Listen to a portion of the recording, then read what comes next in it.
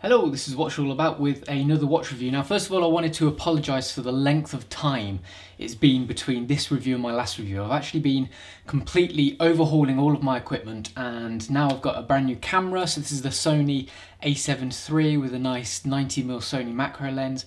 Hopefully it will increase the quality of my videos. I don't know. Let me know in the comments if you think this is a step in the right direction. Obviously, I'm still learning, so that's to take into consideration as well. So we've got a pretty cool watch to look at today, and it's by Maurice Lacroix. This is the Aikon Venturer. Now, Stefan has published a review on the standard Aikon on watchyourallabout.com. I'll put the link in the description.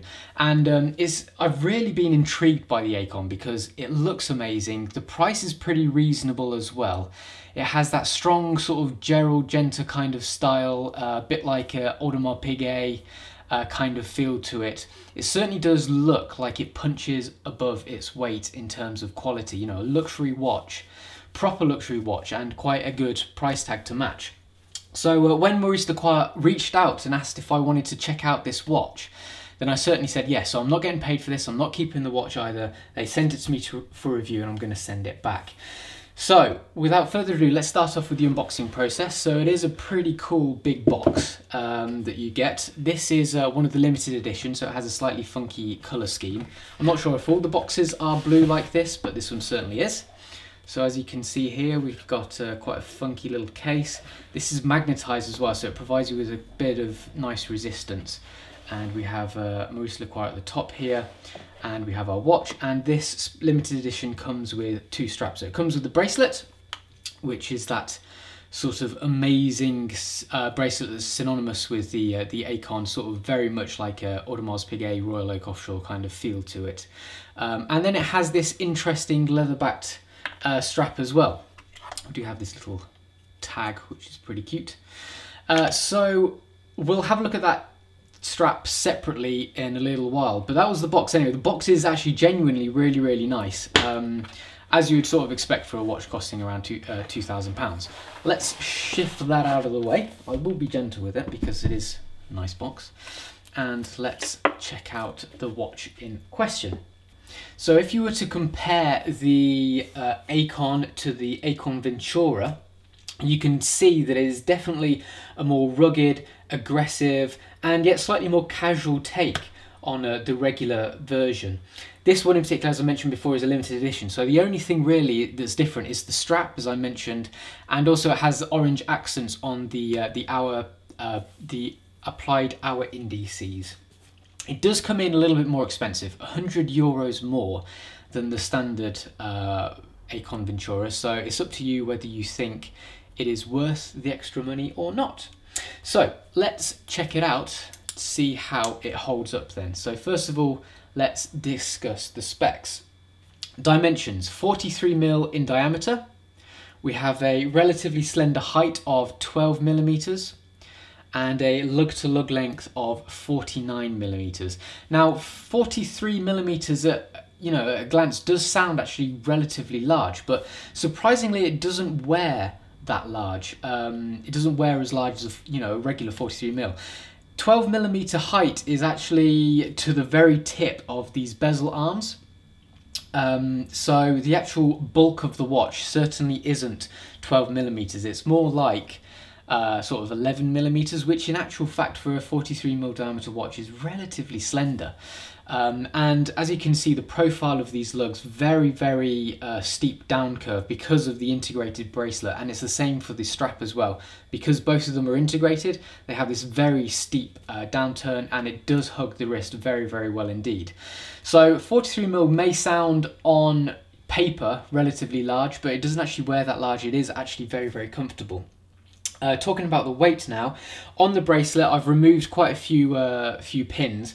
This is now 178 grams, so I have around a 7-inch wrist for reference, and on the strap 130 grams, so it is pretty weighty. It does feel good quality, there's no doubt about it. Water resistance rating, it is a proper dive watch, 30 atmospheres or 300 meters. You can go proper swimming with this watch, which obviously is a good thing. You are paying money for a decent dive watch, and it is being delivered. So the lug width, just quickly, so because they're integrated straps, there is no sort of lug width from a traditional sense. So in actual fact, the inside of the lugs is just this section here, and that is 13mm inside, and then on the outer edge of the lugs it's 25mm. So lug width in reality in this instance doesn't really mean much because you can only use the provided straps. So yes, that is a negative, but on the other hand, the quality of the bracelet and the strap is very, very good. So chances are you would not need to replace them. So a bit of a double-edged sword there. And obviously the integrated bracelet appearance that comes along with that is just something to behold. You know, it really is something worthwhile. So finally, moving on to the movement. The movement is the ML115. So they would have you sort of believe that it's an in-house movement. In reality, it is just literally a Sellita SW200 with a custom rotor on it. So it is a little bit misleading, but we will touch on that in a little bit later on down the line of this review. Okay, so that's the specs discussed. Let's have a look at it and discuss it section by section. So let's start off with discussing the case. So now let's be honest, spending around £2,000, actually I forgot to mention the RRP, so €2,290, that equates to around £2,050 for this limited edition. So if you're spending around £2,000, you know, you'd expect the quality of the case to be top notch. Thankfully, it is. It's satin finished with polished edges, and it really does have a luxurious air to it that does back up this price tag. One key feature I think is the bezel's distinctive 6 arms, which obviously in this instance are a little bit more aggressive than the regular Aikon. They're more aggressive, sporty, more functional as well, because they have these visual indicators of the 10-minute intervals for the 60 minutes. It really does provide excellent grip, really easy to use. Not only do these provide grip, but just the general grip around the outer edge of the bezel is very, very easy to use. The action itself, as I'm sure you can imagine, butterly smooth, extremely accurate as well. If I just get it lined up. So perfect accuracy, and it has just the right firmness for usage as well. Additionally, the bezel insert is a glossy ceramic, and the blue matches the dial really nicely as well. So that really does provide such a variety of reflections, you know, just from the bezel itself, because we have obviously these polished accents on the bezel arms. So really, I'm going to say this a lot, but this watch is genuinely a real feast for the eyes when you're looking at it. So let's just flip it over and check out the case back. Now, in actual fact, what I can do here, I can use this as an excuse to use the quick release pins on the bracelet. This motif is known as a Vagues du Jura motif that surrounds this engraved M logo, obviously for Maurice Lacroix. Secured in place by 7 screws as well, so you know, relatively straightforward but nice detailing, and it's actually quite deep as well in its inscription. You can tell that it is nice and sharp and accurately engraved just by feeling it really and looking at it. You can see here it says limited edition of 500 and a few other bits of information, but quite a nice, simple but effective case back. If we flip it over on its side, we can look at the crown and the crown guard. So obviously, naturally, it is a screw-in crown, as you'd expect for a dive watch. Has the Maurice logo, the M, polished and set against sort of like a frosted backdrop. Again, really nicely done. Personally, I think the crown maybe protrudes out a little bit too much. I probably would have preferred a slightly more slender crown. However, it is very easy to grip, really nice thread as well. It feels very good quality, and it's, as you can see, just really easy to pick up, unscrew, and screw it back in. These crown guards, quite utilitarian in design as well. I do like that. And they do a good job of protecting the crown. As you can see, they do come out quite a lot to sort of match the width of the crown, and that will definitely provide a fair amount of protection for it.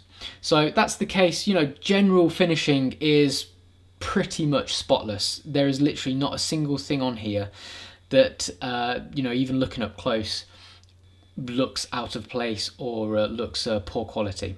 So what I'm going to do is I'm going to just slap it on the strap and then we'll discuss the dial. So the Aikon Venturer is available in both black and blue versions, and as I've already mentioned, this is a limited edition, so we have the orange accents on the hour markers. That's pretty much the only difference, really.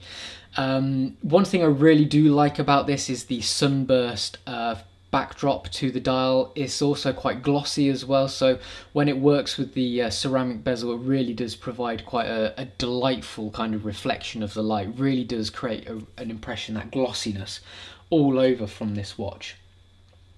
I think it's versatile in design as well. Obviously, now that I've popped it on the strap, I'm sure you'll agree that it certainly does provide much more a much more casual kind of feel to it. So the dial and the case obviously do a lot of work there in terms of it being so so versatile in design. So literally a change of the strap, within 1 minute you've got a completely different looking watch, and the dial works well in that regard. One thing I really love is I always love applied hour markers and applied elements on a watch, and this really does showcase those things so well. So all of the hour markers are applied. We have an applied date window border as well, and the little M on the logo is really cute. Perfectly made as well, and it really is impressive even up close.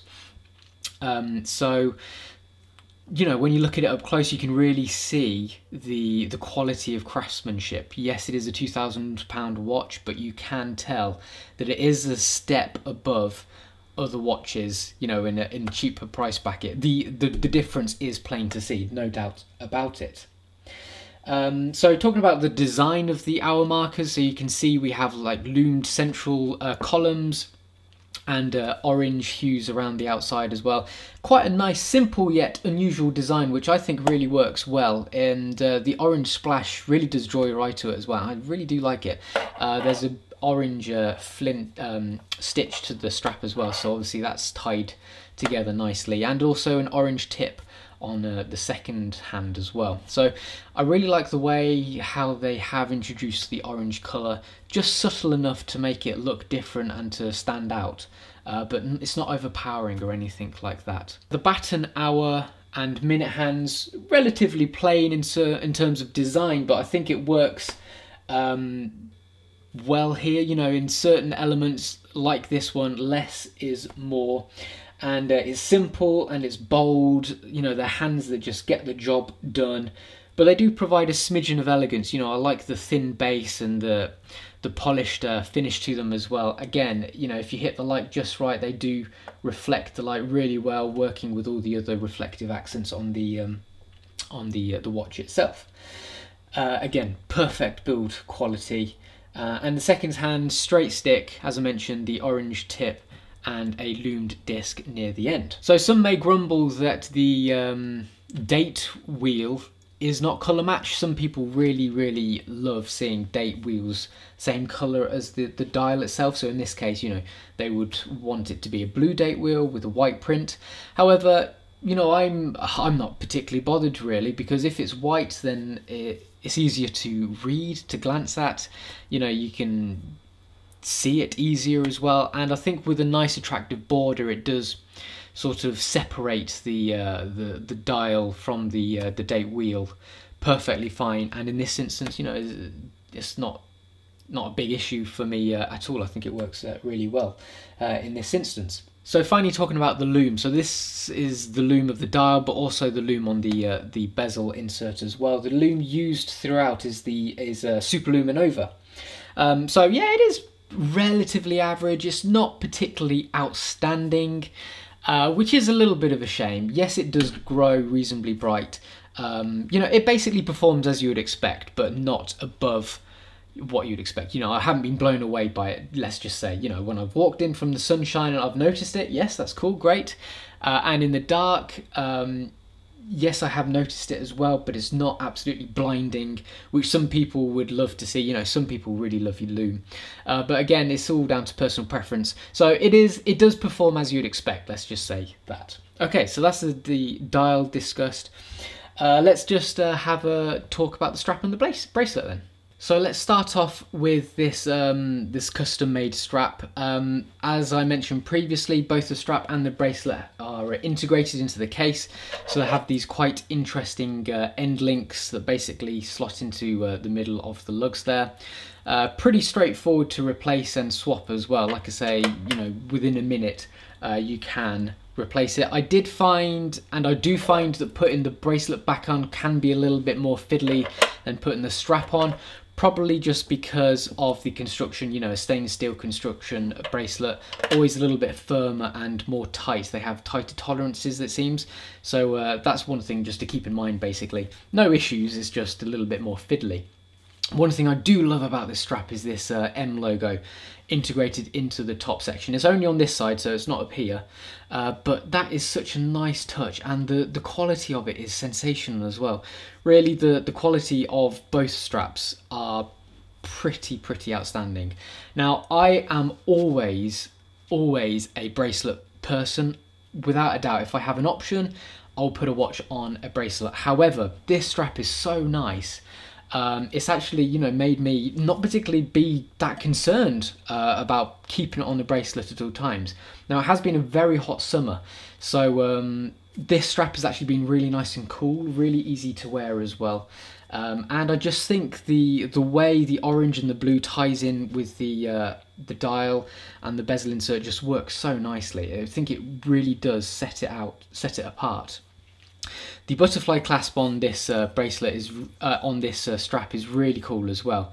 As you can see, we have a really nice, sort of like chunky but nicely designed buckle. It's a butterfly clasp, so it does open up both ways like that. Really easy to use, nice and secure as well. But just, you know, simple things like this. It's not a standard butterfly clasp. You know, it is really well put together and really nicely machined, finished as well. These are the kind of things that set apart a more expensive luxury watch from just a regular watch. You know, they haven't just settled for a bog standard boring butterfly clasp which you see so often. So that's the strap. Very impressed by it. One thing I do really like as well on these quick release pins is they have a tiny, on the little end of the pins themselves, they have a tiny little M engraved on the end of it, which is really impressive. And we also have some little bits of information engraved on it as well. You know, little things like that. So we have serial numbers, and it's just, you know, when you look at it from top to bottom, the quality of this bracelet in particular is absolutely sensational. Fully brushed, which is good, apart from a very slight polished edging. So the fact that it's fully brushed, it really will work well in the fact that it will be more scratch resilient, scratch resistant, and it will look this way a lot better. So let me just switch them over. So as you can see, when I put it back on the watch, the bracelet is just so nice to look at. So many different facets, so many different angles, reflecting the light in so many just wondrous ways. As I mentioned previously, it's just got that sort of Audemars Piguet kind of aura to it, which looks so good. It really is, you know, this watch is a worthy, affordable alternative. A myriad of interlocking links, and yes, it is another butterfly clasp, so you don't have sort of any half links or anything like that, but the links themselves aren't huge, so you should be able to get a reasonably good fit. So as you can see, I've got the same amount either side. I've got about a 7-inch wrist, so there is plenty of work there. And how many links did I take out? I took out 4 links, so it has the ability to have 2 more links either side. So one thing that's nice is the concealed butterfly clasp. So if I put it on again, really it's the clasp itself is really nicely concealed. You have 2 buttons either side, secret little buttons, and the Maurice Lacroix logo, nice and deeply and accurately engraved there on the one side. So really lovely finishing just from top to bottom, and it really does look so eye-catching on. Just it's so butterly smooth as well as is the majority of this watch, so it really does hug the wrist well, and it's very comfortable on as well. It's one of those kind of bracelets that you can really easily wear for a very long time. Okay, so just briefly then, let's just mention the movement. So they've labelled it as the ML115. So in reality, it's just a Sellita SW200-1 with a custom rotor. To me, that does seem a little bit cloak and dagger. It's a little bit annoying. It did require a little bit of digging to find out more about it. I mean, there's no doubt about it that the Sellita SW200-1 is a very, very good movement. But to me, there's no harm in specifying that. And I don't necessarily feel that a custom rotor justifies renaming a movement just for marketing purposes. That's a little bit jarring to me. But the good news is that they have mentioned in the specs that it has the Inca Block anti-shock. So that does mean that it is at least a premium grade. So that is a good thing. Specs include a high beat rate of 28.8 thousand beats per hour. That's to 8 ticks a second, 38-hour power reserve, 26 joules, hacking seconds hand and automatic winding as well. I did measure the accuracy of this one in particular. It's coming in at plus 9.7 seconds a day. That's probably a little bit higher than I would have liked. But I always do say in the back of my mind, if it's within 10 seconds a day for a mechanical movement that's not COSC, then that is perfectly acceptable too. Okay, so that's all of the different aspects cleared up. Let's have a look at it in much closer detail. Alright, so looking at the dial itself, so you can see here the lovely applied M logo. We see the quality of our hour markers as well, and the finishing of the hands, and you can see the reflective properties of the hands as well, really catching the light well. And same goes for the date wheel, the date window border as well. You can see the amount of detail that's gone there. So just general really great build quality all over the dial. And moving on to the bezel itself then, so you can see a big fat loom pip on there. Swinging over, we see our 50 on one of those distinctive bezel arms. You can see here the quality of the sort of engraved markings on the bezel insert as well, the polished glossy ceramic insert. And here we have the grip of the bezel too.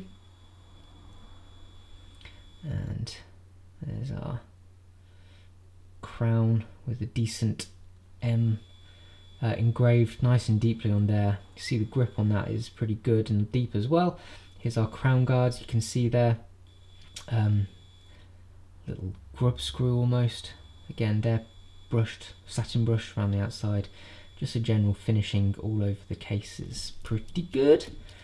Moving on to the case back, so we can see the depth of our markings here, of that quite funky and unusual design, and different bits of information surrounding the outside. And moving on to the bracelet then. So here we have our very nicely done links. Let me just shut this. You can see our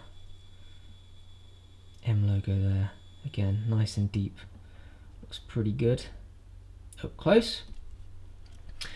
And just checking it out on the side, you see our polished sort of corners there.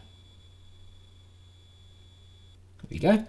And if we just have a quick look at the strap itself, so again, here's our, let's get that in focus. Here's our sort of end link, if you will. And you can see if I flip it upside down, you can see our teeny tiny little M's.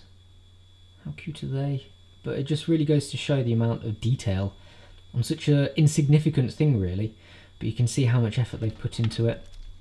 And this, oh, this is such a nice touch as well.